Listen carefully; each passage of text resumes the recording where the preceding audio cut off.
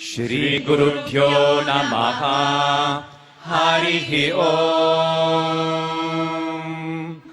गणानां त्वा गणपतिगुं हवामहे कविं कवीनामुपमश्रवस्तमम् ज्येष्ठराजम् ब्रह्मणस्पत आनः शृण्वन्नोतिभिः सीदसादनम् प्रणो देवी सरस्वती वाजेभिर्वाजिनीवती धीनामवित्र्यवतु। गणेशाय नमः, सरस्वत्यै नमः, श्रीगुरुभ्यो नमः।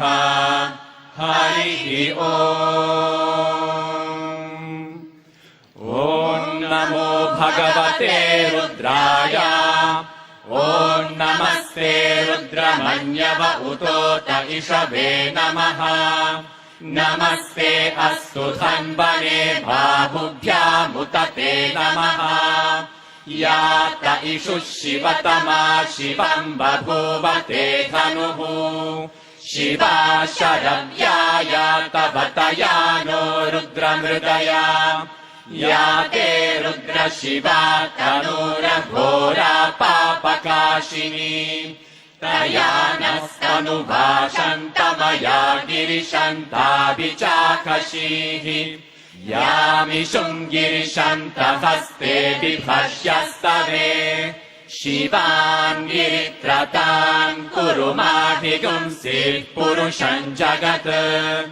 शिवेन वचसा त्वा गिरिशाच्चावदामसि। यथा नः सर्वमिज्जगदयक्ष्मगुम् सुमना असत्। अद्य वोचदधिवक्ता प्रथमो दैव्योऽभिषक्। अहीगश्च सर्वान् जम्भयन् सर्वाश्च यातु धान्यः। असौ यस्ताम्रो अरुण उत बभ्रुः सुमङ्गलः। ये चेमागुम् रुद्राभितो दिक्षु श्रिताः सहस्रशो वैशागुम् हेदहीमहे।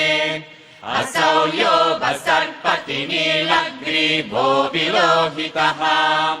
उतैनम् गोपा अदृशन्नदृशन्नुदहार्यः।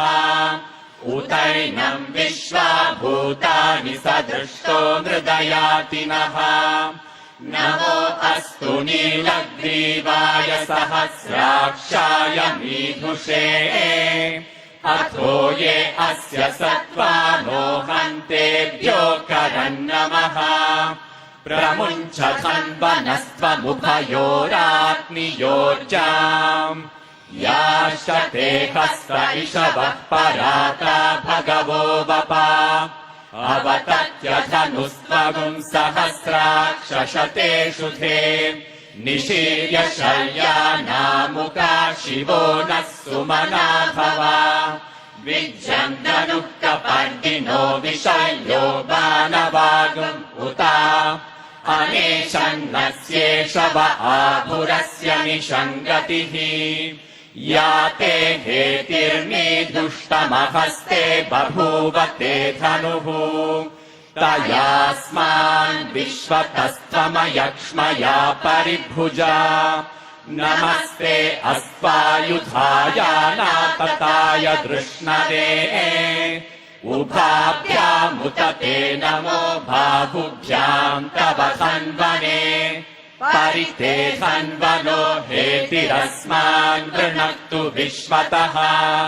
अथो य इषुधिस्तवारे अस्मन्निधेहितम्।